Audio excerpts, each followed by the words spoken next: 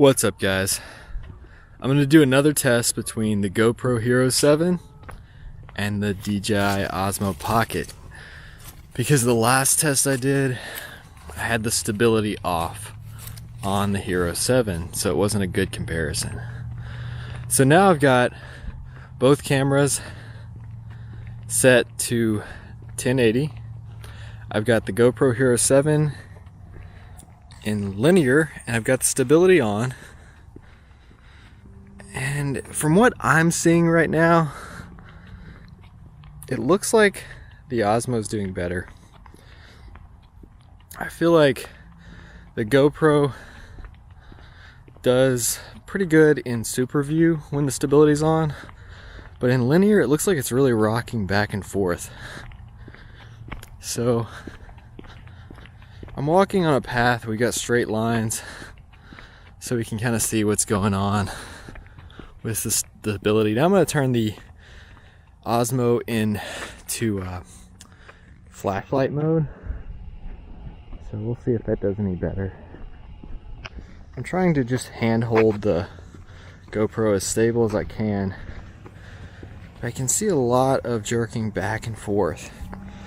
I'm trying to figure out how to avoid that. Let's see.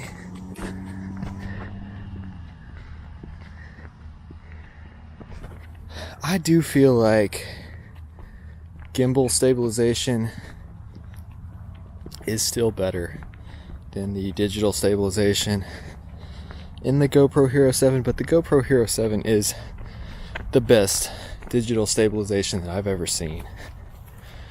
So I'm going to walk over here to my tripod. I was using the Osmo in another video on this tripod, trying to get some shots that look like drone footage with the Osmo. So I had it right here, and I also had it on top of the ramp right there, getting some little manuals over here on this manual pad, just trying to make a drone out of the Osmo, basically.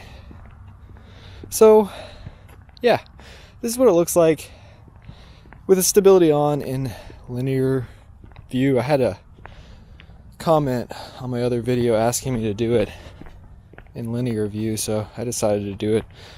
I'm gonna do another one in wide and super view with the stability on to test that out. So if you guys like this kind of content, reviews, tutorials, and videos about what I'm learning as I grow as a filmmaker, hit that subscribe button, and thanks for watching.